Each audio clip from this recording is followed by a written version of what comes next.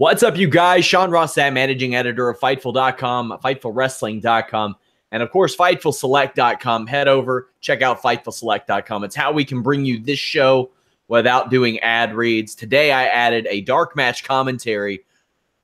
The Dupps versus the Haas brothers. A couple of teams that, well, half of one of them really made it up there, but a little bit of the story behind that and the match that that I watched and did commentary over on there. It is a fun watch. We got a lot more added this week. We have the members-only podcast with Aaron Hayden, who you all may know on Twitter as Hustle the Savage. He does a lot of writing for Fightful.com. He writes The Spare Room, does some great NFL draft analysis. And, of course, I have the Fightful.com or FightfulSelect.com Weekender that goes up this week. We're just going to keep adding stuff. I will have a UFC rankings breakdown on FightfulSelect.com this week as well. So go over, check that out. Tonight, May 15th, I am joined by one Jeff Hawkins. Jeff, how's it going? Hi. You're going to have to ask your boy what he thought of the Bengals draft. That was weeks ago. No, I know that, but I'll have to ask what he thought of, the entire, analysis. What'd you think of the Bengals draft? Yeah, I think it's okay. I still think they went with the center from Ohio State for the cheap hometown discount. I still think so.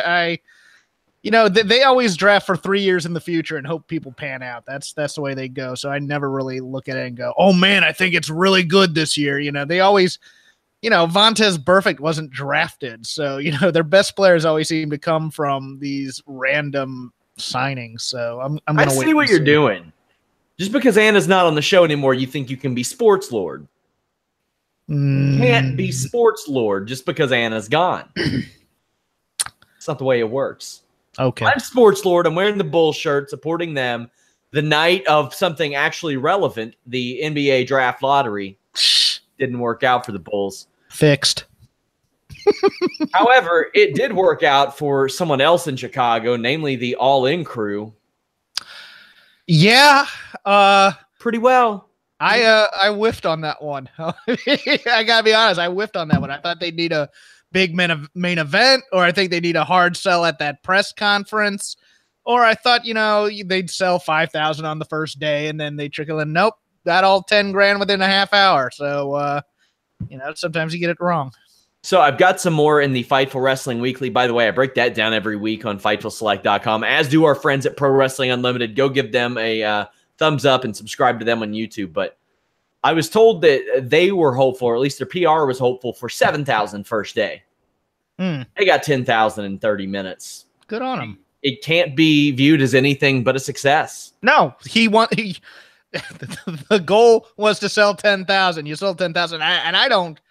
I didn't even care. I made some jokes and got reamed because, at first you're doing the teasing about the scalping thing.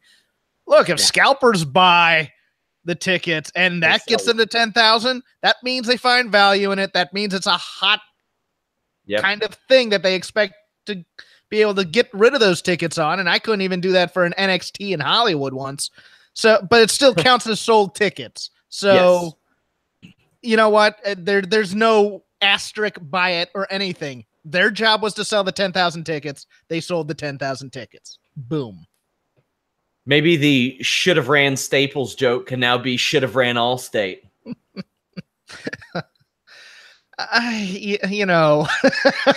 The funniest thing was several weeks ago, I had somebody bitching that the show was going to be 45 minutes away from them. Well, I'm not going. It's 45 minutes away. It's not really in Chicago. And I'm like, it's in Schaumburg. I'm not going to Schaumburg for the show. What are you talking about? Come on. 45 minutes for class. Let's put it this way. They used to, the NWA, WCW used to call Uniondale, New York City. So don't, they're liars. They said when Chicago is in Schaumburg, F them. I'm giving my money to Vince. Well, of course, Fightful.com is going to have a ton of coverage from All In. We'll talk about some of the talking points there because obviously their SmackDown Live isn't going to take up the full hour. Cody says there are no plans to stream and then mentioned that there are options and then said they want everybody to see it. That leads me to believe that's leverage.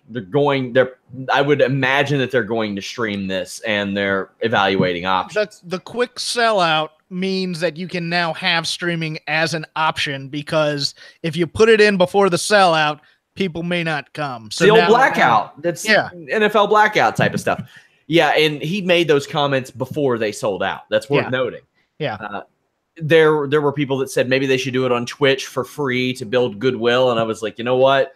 There are probably a lot of generous donors that would contribute to that. Hold on, let me stop that real quick. They need to build goodwill. Did you see how cheap the tickets were? Yeah. Wow. Oh wow, we need to stream it for free on Twitch to build goodwill. The goodwill's there, kids. I didn't say they needed to. No. The person who you the hypothetical. Some people were saying, that's who I'm talking to. You don't need goodwill if you've sold 10,000 tickets on the first day. Good point. With a card not announced, with tickets that cheap. The goodwill's there. Boom. All they announced was Cody for the NWA Championship. Billy Corgan said Aldis if he makes it that far. Popular belief is that Flip finds a way to backdoor his way in via the NWA title. Yeah, you know what? The card's superfluous, though, at this point. It was one of the criticisms of New Japan here in Long Beach this last time, that one of the reasons that they kind of put on a half-assed card, it would seem, other than the top match, was that they had such a quick sellout, so they didn't need to please anybody. I don't think that's going to be these guys in particular learn from that, though? Yeah, I do. And I don't think, you know what? I don't think at this point you don't need a spectacular card, but I think everybody's going to try and kill themselves on this card. I think this show is going to exceed expectations, because I think people are thinking, well, you know what? It's not under a Ring of Honor or a New Japan banner, so maybe, this show's going to be a lot of fun, I think. Freaks of Wrestling podcast says Flip Gordon versus Cody is not a big main event type match. That's not a big main event. Nothing with the NWA title is probably set to headline this show, unless I don't know. Is Ric Flair going to wrestle? Is he going to win the NWA championship between now and then? The Rock coming back for a night? No. I will say I love the reintroduction of Black Machismo on Being the Elite. I think that's fantastic. That's a lot of fun. But there was the discussion of CM Punk, and we'll have a story up on their thoughts on, or we do have one up on their thoughts on that, but he has his fight coming up in a couple of weeks. Also, Fightful.com was there. We talked to Tessa Blanchard. We talked to Hangman Page. We talked to Marty Scurll. Also today, I spoke to Conrad Thompson, who's putting on StarCast about the process of pitching that. They've made it a week or a weekend-long thing. So they say before tickets went on sale, if this sells out, there's going to be an all-in too. I mean, I don't know how you don't do an all-in too at this point. It was just, I think Chicago or Schaumburg, if you're going to be, if you don't want to drive, I think there's a certain perfect storm there, because it was in my analysis of why I didn't think it was going to sell out, because I was looking at the New Japan ticket sales out here in the Cow Palace and how those were going. And I thought, well, okay, that's it. They kind of had their hot ticket. Ring of Honor's gone everywhere, and they've never really had this kind of a hot thing. I was saying it was going to be slow. I think you're going to have to put All In a place where they're rabid for this kind of show. I would pick the UK. Oh, yeah. If you're going to do All In too, I would pick the UK. That would be my move right there, because I think anywhere else in the States, I think you're going to have to make American fans miss you for a year. I'd put it in the UK. If they do that, I wonder how big a StarCast type of thing would be associated with that, because that's an awful lot of flights to pay for. Well, I don't think. Well, see, you only need a couple of the headlining type of StarCast, and then you use local podcasts for that goodwill. There's plenty of British wrestling podcasts out there. Well, it's not really that. I know what you're saying, though. Yeah, the attraction of that is the talent involved, not necessarily the random podcasters who are out there doing that. Of course, you all can hear my interview with Conrad Thompson. It'll be on tomorrow's Listen You Boy, as well as it's up on youtube.com/Fightful right now. Leave us a thumbs up. Subscribe. We got SmackDown Live to talk about May 15th. What'd you think of this show? I liked it. I didn't love it, but I liked it quite a bit, especially the last match. And just from a kind of a historical perspective, I think, at least for this one, I'm sort of happy the UK finally got a good show, so to speak, because Me too. Speaking, having done Shake Them Ropes for a few years and having done this for a couple of years now, the UK shows always tend to be, that tour always tends to be right after, one of the big four events. I think it was after Mania last year that they directly went to Europe, and they always get kind of a half-assed effort from the WWE. And I don't think this show wasn't top to bottom water cooler talk that we'll all remember at the end of the year, but this wasn't also a half-ass show. I agree. Thought for sure I was done with this goddamn Kid Rock song, though. What, you're going down to New Orleans? Man. Oh, man. What would the All-In song be? What do they have about Chicago? Sweet Home Chicago? What the shit is that? I know the Blues Brothers version. I'm trying to think offhand who did the original one. I think it was a song that's better than that. Baby, don't you want to go?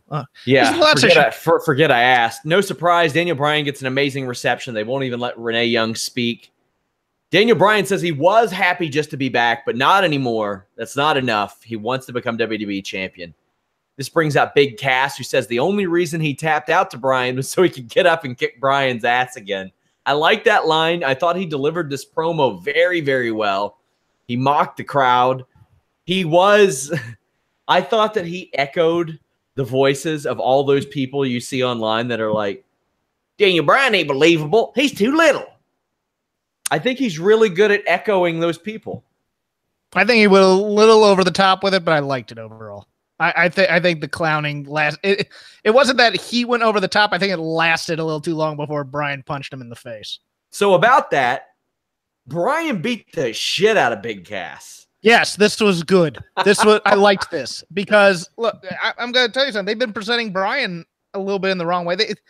Bryan is not a scrappy underdog who comes back. Bryan is the little guy who can beat your ass. He's the technically proficient guy. I mean, I've heard many stories about him training at Extreme Couture. I've heard stories about him at seminars with Billy Robinson. Like I've heard these stories about how he goes out of his way to master his craft and from shooters. And the guy is just that guy. He has big guy offense. And I'll give you a parallel. I like this guy, so don't say I'm trashing him. But right now in his presentation, in progress, this is what they want Travis Banks to be. And right now he's not, I mean, and it's wrong to compare him to Daniel Bryan, but the presentation is very much parallel between the two. And I thought this was a nice quote unquote re-debut for Daniel Bryan in front of a very, very hungry audience to see him. I really liked this. So Bryan just punches Cass, works over the knee, heel style. I'm talking like ruthlessly. Wraps it around the pole. That's a heel move right there, trying to injure a guy. It's like Arn Anderson, Tully Blanchard, Dash, and Wilder all converged into one human being. And who likes that? I love it. It was a good touch. Now, here's the thing. Sean Waltman tweeted right after this, sometimes you've been in the doghouse so long they forget why you were even put in there. Big Cass drew heat, as first reported by Pro Wrestling Sheet, for attacking the little person. Yeah. Talked a little bit about this on previous shows, but a lot of times I don't report storyline news because the joke always is, oh, plans change. Well, they do. Because there's one mid-70s guy who always changes his mind, and one mid-70-year-old guy decided that Daniel Bryan's chest was too painted up for him to be on the show a couple weeks ago. That caused a rewrite to the Cass little person segment. Daniel Bryan was supposed to come out during that segment. Vince McMahon did not want the little person beat up anymore, whether it be for the safety of the little person, whatever. Big Cass took it upon himself to advocate that he should, then ignore the demands not to. That's bad. And I was straight up told by somebody who works backstage in WWE, regardless of what fans think that WWE thinks of Daniel Bryan, they view this heavily as a big opportunity for Big Cass. This was, Yes, WWE has extended that to Cass as well. Like, this is a real good spot for you. Don't mess it up. And he messed it up. However, I loved the promo where he said, you're going to have a 7-foot shadow that you can't shake the whole time. I thought he was great here. He saved face as best he could before he got his ass whipped real bad. You know, I'm going to advocate a little bit for Cass here, and I agree it's a bonehead move in many ways, but it might be one of those where you take a step back, and in the long run, it ends up making you ahead. And I'll say why. I think his performer instincts were good to advocate for the beatdown, for the extended beatdown. I do. Because you want to get him over as a giant with some tough guy credibility rather than just as an entertaining kind of clown who just beating up a little person does that. Well, no, but the fists, he wanted to do more than the big boot. He really wanted to lay it into the guy. And if you're projecting, if the character is projecting Daniel Bryan onto this little person, you'd think he'd do more than the big boot to do it. Now, I also understand the WWE's position here, and the optics of that may not be the most optimal for, say, I mean, look, Daniel Bryan got fired for choking a guy with a tie. Yeah.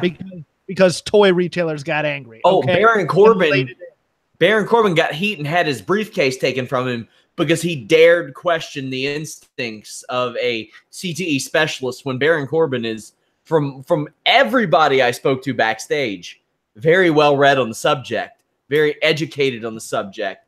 Like, I mean, you can criticize Baron Corbin for a lot of things. Apparently, his knowledge on CTE is not among them. Now, that said, okay, he went against orders. Everybody's calling it stupid. But in the end, he became a tougher guy. He got the beat down from the little guy, and really, it gives a little bit of heat to this feud. In the end, and look, this is going to be a 1-week thing that everybody forgets. There's not going to be any lingering controversy over, oh, he laid it into the little guy and now it's going to follow him the rest of his career. It's not that kind of a move. It was a storyline move on TV, and there's so much product on this TV that they forget it. In the end, it served him well to stand up for himself in terms of pitching it. It wasn't the best idea to do it on TV, but there's that phrase, it's better to do something and have to apologize and ask for permission. I think this is going to be quickly forgotten, and I think it may help him in the end. Yeah, I think being the bully that got punched in the nose and beaten up kind of works for him. Because I think also part of the reason that this beatdown was so vicious was a receipt because he's in the doghouse. But in the end, it helps make the feud a lot hotter. Yeah. So in the end, everybody's going to win on this whole deal. I thought everything about this segment was really good, and I thought Big Cass did a great job as well. Mm-hmm. Miz is on commentary. He's a real versatile guy. He's got a future as Byron Saxton on commentary in the future. No, but Rob and I have said he should have a job for life. Yeah. They have a lot of people that have excelled in that commentary role, though. I mean, remember when CM Punk did commentary and he was like, everybody's like, wow, after his career, well, that didn't work out. Austin Aries was great on commentary. People thought, wow, Mick Foley was really great on commentary, and he just didn't want somebody screaming in his ear.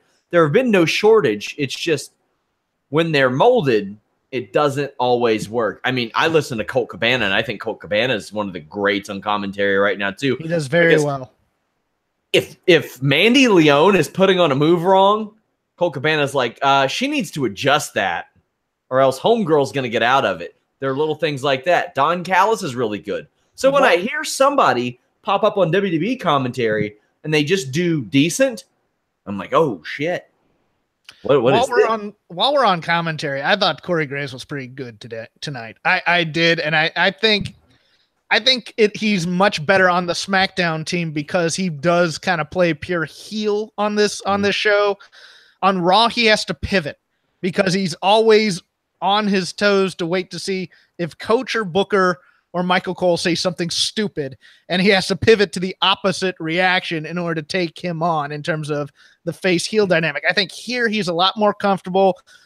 I love when he berates Byron. I don't know why. It always makes me laugh because Byron is such a endearing, He seems to be honestly into things, and then just shut up, Byron. I think he is really in his groove on this SmackDown team, and I think also because Tom is not. Look, compared to Michael Cole, Tom is just kind of a straight ahead play-by-play guy rather than a shilling catchphrase kind of machine here, and I think that also suits Corey a lot better in this role. I highly recommend Corey Graves' interview with Sam Roberts. That was great. He's really good. Outside of the one comment where it's like, oh, we play to the people at home, not the people in the crowd. And I was like, that shit's wrong. First off, you don't play to anybody. You play to one guy in the back. That's who you play to. That's it. And it's okay to say that. It is. Even though that at NBC Upfront, Stephanie's saying, we give our fans what they want. Not really, though. Not really. Sometimes, but not really. Xavier Woods immediately gets a nice tope con hilo. Cesaro counters that inverted infrared with nothing but brute strength. And then he and Sheamus hit a suplex or back suplex flying double axe handle. Big E is just such a great talent, but he's also a great talent that got double DDT'd and then put in a sharpshooter. Xavier goes outside in on the DDT, then gets that inverted infrared. Big E hits the YOLO dive, and then the rope walk elbow drop from Xavier, gets the pin. They qualify for Money in the Bank, or at least one of them do. Now, there are rumors, at least PW Insider speculates, Big E is in for a big singles push soon. But New Day, at least on screen, when they take it upon themselves, always push Kofi as the guy they want to be champion. How does this pan out? I think it's Kofi, mostly for the stunt aspect of the match. Well, if they're going to break, I don't know why it wouldn't be Xavier at this point. No, that's true too. But I think, if they're going to break up the New Day and give one of them a singles push, now would be the time to do it, and you do it over fighting over who's going to be in the match. I'm a little shocked because I thought this is going to be how they explain splitting up Cesaro and Sheamus. I thought they were going to win and then fight over who got to be in Money in the Bank. But no, I like this match, and yeah, I think Xavier Woods is very underappreciated in the ring. I still cringe at the YOLO dive. I think is this going to be the time? Is this going to be the time he lands wrong, or he lands on a guy and his neck is in the wrong position, or something like that? But no, I still fully expect it to be Kofi Kingston in the match. It's an amazing spot, but goddamn, man, Big E is 32 years old, and that is a baby in WWE age. Mm-hmm. He's got a good decade at least if he wants it. And that's a lot of time to do a lot of special things, not knowing who will be at the top of WWE, and sees that by the time. I mean, do you think 82-year-old Vince McMahon will still be in charge? You never know. But there has always been something for Big E, and I don't want to see it ended by a tragic neck injury. Hold on. Remind me, who's in the Money in the Bank match right now, currently? I will pull it up right now, because I just thought of something. It is Braun Strowman, Finn Balor, The Miz, Rusev, Bobby Roode, Kevin Owens, a New Day member, and TBA, Samoa Joe versus Big Cass. Well, if they put Samoa Joe in there and they already have Rusev, I was thinking maybe they put in Big E so they could do power spots with Braun, but they already got enough power in there. I think it's still going to be Kofi. Fair. This match was pretty good. Really fast-paced, incredible stuff. Like New Day, they're not old to me. I mean, their shtick where they would come out every single week and talk got old. But in the ring, I still love these guys. Yeah. No, they're a very good tag team with a gimmick that has kind of not evolved in a while. So they're really stuck on this pancakes thing. And it's been that way for a couple months. I ate paleo pancakes tonight, actually. Protein. Those aren't real pancakes. Whatever. I mean, it's what the package says. Okay. It's what I'm eating. Backstage, Paige tells Carmella via the phone that she can't get a horse-drawn carriage tonight. Mandy Rose and Sonya Deville are given a qualifying match against Becky Lynch. And they are informed that only one of them will advance to Money in the Bank. I thought all three did pretty well in this. I think it was okay. I just thought it was a poorly scripted one because, I mean, the usual. the leap in logic to say, oh, we're on a 2-on-1 match to get into the Money in the Bank match. If she's already not showing favoritism towards you, why would you think you'd be getting that? You never know. I know. Renee Young interviews AJ Styles and Nakamura backstage. Nakamura still pretending that he can't speak English, says he'll beat Styles. I was confused as to why they were having a match to have another match, personally. I'm not, because these matches, the stipulation. I was trying to think of a second word. I couldn't think of it. But this is a time-honored trope in wrestling, in that we're going to have this big match, and if you win, you can pick the stipulation. I was fine with it. It made sense. Yeah, that's the applying logic to an illogical situation. I just meant from a normal perspective, like why wouldn't they just put the title on the line tonight? But no, that's true. I get why they didn't. I mean, I get why they did it, and it added stakes to the main event. So I'm cool with that too. That's what I've really liked about the last couple of weeks. There have been some stakes to the matches that I'm watching, whether I end up enjoying the show or not. Now, that being said, we're going to have about 3 or 4 weeks of holding patterns and 6-person tags and tag teams and triple threats and all that horse shit. Mm-hmm. I like the superstar facts telling us things that commentary should be, like the fact that Chad Gable, a Raw superstar, was a Pan-American wrestler. All right. Rusev and Aiden English are backstage hanging out and singing in their private locker room. Lana shows up and says that she has a Money in the Bank qualifying match next week against Billie Kay. Been a while. Been a while for Lana, yeah?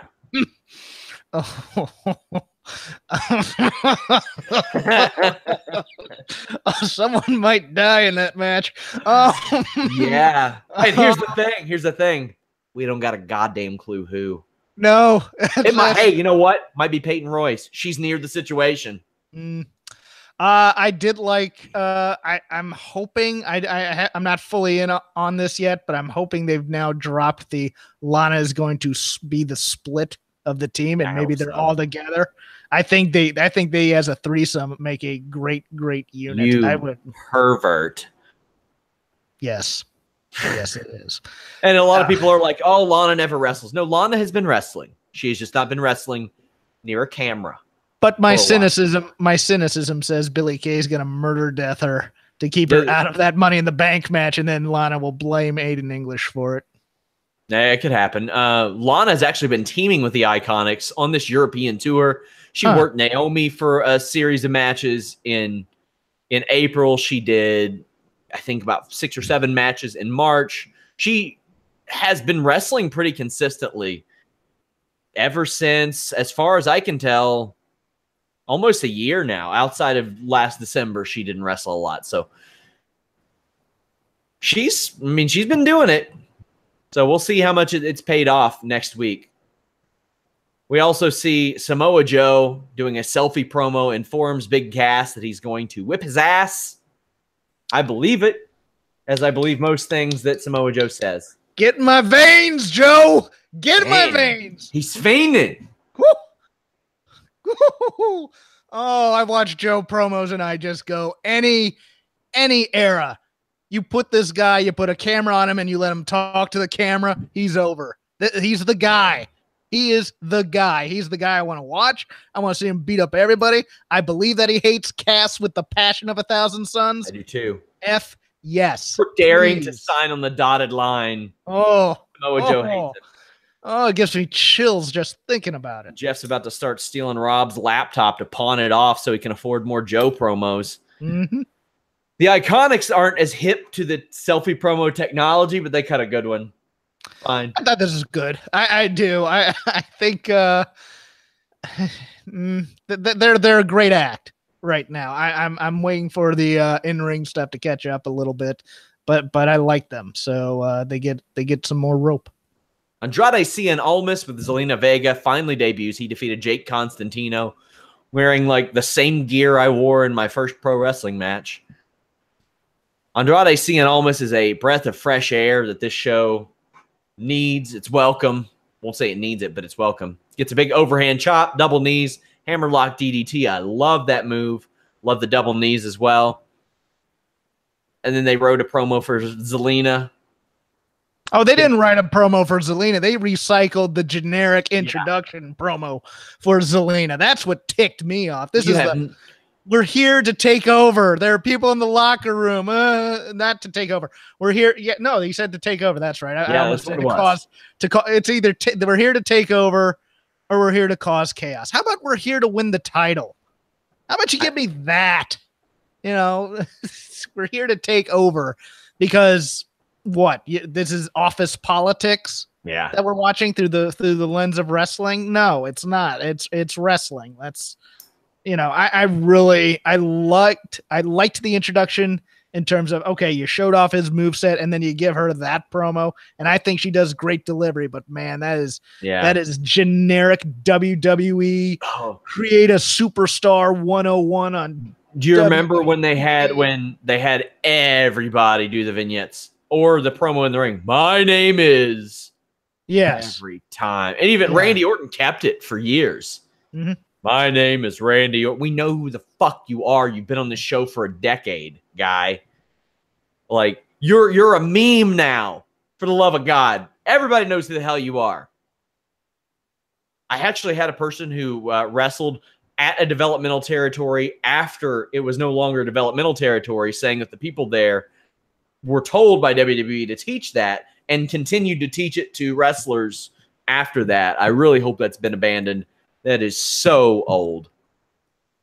Yeah, it doesn't. You know what it does? It doesn't get over any of your personality. None. It gets you no emotional connection whatsoever. It's the basic exposition type of promo. And look, okay, you're here to take over. Yeah, but you're not a world conqueror. You're a B villain in the comic book, so to speak. So why are you talking about world domination when you should be talking about Robin Banks? That's my comic book corollary. It's the wrong kind of monologue. We can talk about how good the Hammerlock DDT is. Oh, it's fantastic. I'm a DDT advocate. I love the DDT. Mm-hmm. I wish there were a guy or girl who did the variations of a DDT as a finish, like Diamond Dallas Page would hit diamond cutters out of anywhere. If this guy hits a tornado DDT, it's over. If he hits a rope hung DDT, it's over. It doesn't matter what kind he hits. His is the best. And I would have them say that too. Like, everybody else can do my damn move. I don't care. I do it better than them. That's all it takes. Because I have a lot of people that always say that. They're like, oh, the super kick's not a finish anymore. And I'm like, well, I bet you if Shawn Michaels shows up tomorrow and super kicks somebody, they lay flat and they lay still, and it's still over as a finish. Give the kind of detail where it's like, okay, when Bobby Roode does an implant DDT, he does this, but when you do a hammerlock DDT, sometimes they can protect themselves on the implant DDT, but you can't on the hammerlock DDT because you're in the arms behind the back, et cetera, et cetera. Or some guys will do a DDT as a transition move, but this guy has really perfected it in the gym, and that's why it's his finisher. By the way, guys, I have that feature, Making a Finisher, coming up later this year. I do have several of the interview segments for those up for Fightful Select subscribers. You all get those months before I even publish those to the public because I've got a lot of work to do on those. We go inside on making a finisher, what went into the decision-making of that, perfecting it, who takes it best, who takes it worst. My favorite reaction so far on who takes it worst, the only person who didn't hesitate was Raven, and he immediately goes, oh, Sandman, the absolute worst. So that I appreciated. We have the Melibration. Carmella has Queen's guards and everything. She is turning more into Ariana Grande every single week. Looks just like her at this point. We get a bunch of dumb Royal references, but at least Carmella is really good at delivering the lines. However, I think the line, I'm better than Trish and Lita combined, is right up there with like, I've got more talent in my pinky finger than you do in your entire body. Or I bet you don't even know which one's Matt and which one's Jeff as the worst lines. Oh, I'm better than all you people is one of those. One of the lines. Hey, all you people. We've spoken at length on that. Paige comes out, announces Asuka as Carmella's Money in the Bank opponent. Asuka comes out and dances. I thought that Carmella did the best she could with a really stupid ass set of circumstances. Yes, she's great. The promo was the script she was handed was terrible. My comment on the look was Hollywood stage mom taking the 4-year-old to an audition. This is every actress who married rich and ended up having a kid. And that's how they look to also impress the casting director. Speaking of which, I thought I had booked that Johnsonville ad that's been running tonight, so I'm kind of upset about that one. I got to call. What am I missing there? I auditioned for the Johnsonville Brats ad that's been playing during SmackDown tonight. I got a call back on it. I went in on it with the guy they booked as the mayor of the town, and he booked it and I didn't. I'm kind of mad. Son of a bitch. No, he's great. It was just one of those things where I was playing an ice cream man, I think. It would have been nice. But yeah, no, I think her as a character, she's centered. She delivers all her lines well. She just never gets the chance. Okay, I'm better. She lists all these people that she's better than, but she never goes that second step on any of them to say why she hates these people and why she's name dropping them and to build any kind of tension like that. So we're going to get the basic chicken heel versus babyface who should kill her in about 15 seconds. So they're going to have to find a way for a banana peel finish, I think, because I don't think they're going to take the belt off of her just yet. So, but yeah, Carmella's going to get kicked in the chest a few hundred times during the course of this feud, and I'm looking forward to it because Asuka's awesome. Money in the Bank qualifier, Becky Lynch defeated Mandy Rose and Sonya Deville. Mandy and Sonya both have shitty music. Anything? No. Well, Mandy still has that stutter step entrance, which is just, she almost tripped tonight. If you saw it, it's not, that drag your foot behind you and stop for a second. Then your next foot, drag your foot behind you and stop. She still has the soft focus Vaseline lens. I know that was driving you nuts last week. Well, as James McKenna posted, Vince really thought Mandy Rose could play the Emelina gimmick. No, that would be great. And I think the major thing going against this match tonight was it's almost as if we saw two allies teaming up against a red hot babyface last night. Yeah, it's like we haven't seen this a billion goddamn times already. I'll put over Sonya Deville strikes. They're some of the best around. I think she just does an amazing job. Mandy tries to roll up Sonya, just like every match we've seen so far with these triple threats and the two heels. What are you doing? Why are you doing it? Well, because it's a triple threat, you dope. You just So I'll show you where Mandy's kind of inexperience plays in timing things out. She clocks Mandy, or where Sonya's inexperience, rather. I don't know if I said Mandy, but she clocks Mandy right before the commercial's over. Wait until that comes back. Yeah. My God. There's a mushroom stomp style knee from Sonya that I think is going to be good when she perfects it. It was a little slow tonight, but once she gets used to it and everybody else gets used to it, it'll be good. Mandy hits Angel's Wings, but Sonya stops the pin. Becky drop kicks Mandy, who has Sonya on her shoulders. This is ugly. Yeah, there was a lot of ugly in this match. It was bad. I'm going to defend Sonya slightly on your comment, only because this week the show was taped. They didn't have to put the commercial there for the live side-by-side because they weren't live. They could have actually fixed this. But yeah, there was a lot of ugly in this match. And, I understand you wanted to bring certain people up, but I'm not going to denigrate this any more than it has to. I'm very happy Becky won. I think Becky. I am too. I think Becky deserves to win Money in the Bank, to be honest with you. But I think she is going to be, if Bayley's not in there, I think she's going to be the workhorse of this crew. Again, Deville has great kicks and knees. Most convincing thing about this match. Mandy accidentally knees Sonya. Her knee is very good as well. Yes. Consistently incredible. That finishing knee that she does, the running one where she comes off the ropes, that always looks like she's laid it in there. And I remember at the Women's Royal Rumble, she put one on, was it Kairi Sane or Lita? I can't remember which one, but man, you could hear the pop all the way up in the cheap seats. And it was like, wow, that's impressive. Like, I feel like 18, 19 years ago, like in WWF, they couldn't use something like that as a finish. It just never worked. Like those little short strikes, quick strikes, they just didn't seem to work. No, because it's not big and it doesn't have the spectacle of a finish, you know. But I think that's where mixed martial arts has really helped WWE in giving it, you know, newer ideas, and that now you can have a knee strike and it has credibility as being a finish of some kind, or at least a try and pin him for 2 type of move. Becky picks up the win via submission. This was a rough watch, but at least Becky got something. Mandy and Sonya did not need to win this match. So, and just to add to it, I don't think with Bayley losing last night, she is still uber popular in the UK despite the efforts to kill her in the States. I think Becky Lynch losing in the UK may have started a minor riot of some sort. So it was nice that they didn't beat her here. Shinsuke Nakamura defeated AJ Styles. I really liked this match. This is their best match of the 4 major ones, I thought. Yeah. Styles flies over the top rope with a forearm. Nakamura kicks him on the apron, drills him with a knee. Nakamura then connects with a great flying kick. Whew, loved it. Ooh, this is the Nakamura I've been wanting to see. Mm-hmm. Even in NXT, I wanted to see this guy. Applies a Dragon Sleeper.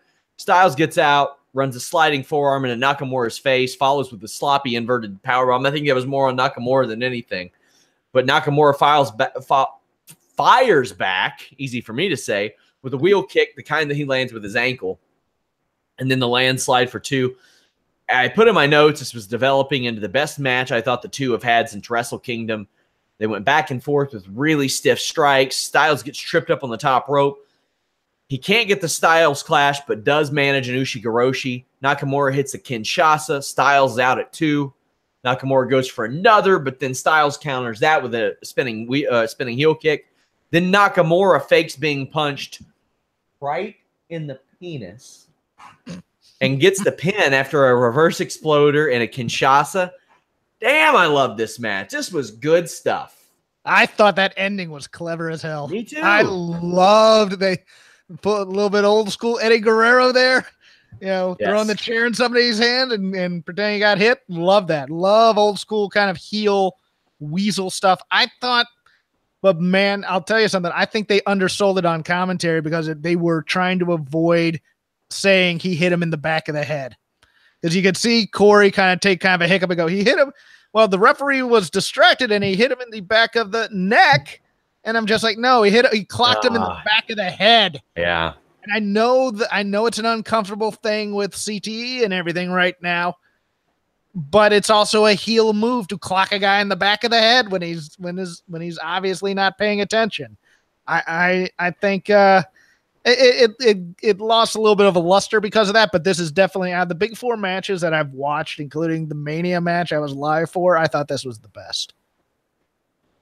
I think there are things that WWE should play up that are legal in their world that aren't legal in MMA worlds, and that's why some people can have trouble transitioning. Like a DDT is illegal in MMA. You can't do that. Everybody does a DDT in pro wrestling. You can't spike anybody on their head for really anything there, and you should play it up. And the back of the head is another one of those. Just say it. I mean, it's... Well, as you said, you like the DDT. I miss the brain buster and also old school pile drivers, you know, where you're basically landing on your butt and doing it. I miss those. I understand the concerns. I understand, you know, one botch and it could be an issue, and I understand, you know, trying to be sensitive to modern times and modern medicine, but you're right. If we're going to have the DDT legal in there, why can't we have brain busters and pile drivers back? As long as it's not like a Stagger Lee Patriot shoot brainbuster. Yeah, or even, you know, I don't like the tombstone pile driver on anybody other than Brothers of Destruction, so I'm fine with keeping that away. So SmackDown Live, I thought was pretty damn decent. Fun show. You know, and usually I don't say that if even there's one match that I think is a stinker, and I thought that women's qualifier was a stinker. But ultimately, I thought the booking was different than what WWE usually does. You don't often see the little guy just mercilessly beat the crap out of some big guy that they clearly hold some value in. The main event was main event caliber. There were multiple matches that had stakes. Mm-hmm. You know, there are still a lot of people who are not on this show on a weekly basis, which you're going to have if you have a big roster and very little TV time, but no Samoa Joe in front of the crowd, no club. Like, they're never on the show. The Usos are never on the show. Bludgeon Brothers are always doing the same thing on the show. That was still bad not on the tonight. Show. That Bludgeon Brothers promo was cringe. Forgot all about it, to be honest with you. No Shelton Benjamin on the program tonight. Of course, no Ty Dillinger. He's there to cameo whenever they need him. So there are a lot of people who just don't show up here. And Chris Jericho trying to troll today like he was in London. When y'all think he cut his hair. Come on, guys. Do better. Do better. They also debuted Andrade Cien Almas, so they accomplished a lot of different things. This was an easy watch for me. Yeah. I'm also looking forward to the 205 that they taped on this. Yeah. After Buddy Murphy, Mustafa Ali last week, if you haven't seen it, go out of your way to watch it. It was fantastic. And one of my favorites from the WrestleMania weekend, Flash Morgan Webster's on tonight's 205 Live. I really like that kid's gimmick, and I like watching him in the ring. I think he's great. I'm excited to check him out. Haven't seen a lot of his stuff. Of course, guys, I will review 205 Live, as well as NXT, Impact, all that good stuff on this week's FightfulSelect.com Weekender. A programming note, we did do Holy Smokes MMA podcast today. Talked UFC 224, Chuck Liddell wanting to fight John Jones. I don't know why. I'm doing my UFC Chili post show on Sunday afternoon. That isn't the biggest show in the world, and I know that a lot of you like to engage with me while the show goes live, so I figure it's a lot better to do that show on a Sunday afternoon as opposed to 1 a.m. Works out a little bit better. Jeffrey, anything else that stands out to you about this week in wrestling, since we haven't really heard from you since last week? I enjoyed the Vitor Belfort knockout more than anything, because I watched the Randy one that got the same kick beforehand. So he got kicked the same way by Anderson Silva back in the day as well. Too. Yeah, I remember that. Things change, the more they stay the same. The funny thing about that in MMA, like every year or two, there will be a kick that you don't see really a lot, and it will change the game. John Jones and his oblique kicks. Vitor Belfort getting kicked with a front kick, and a lot of people started to use that. The spinning wheel kick from Edson Barboza. Teep kicks are utilized more now than ever, so liver kicks. I got a lingering question I'm going to throw it to you concerning All In. Yeah. This was, I think, the biggest driving force in ticket sales was to stick it to Vince McMahon. What do you think? That's tough to say. It could be. I mean, that could be the motivation, because there are a lot of people who are really disenfranchised with WWE's product and some of their decision making. However, I think it's a real testament to the way to how likable those guys can be. Yes, I think there's other factors. Don't get me wrong, because I think there's that. I think Chicago is a much better target than the West Coast, which has been getting these big shows, and it could be seen as, oh, the West Coast gets everything.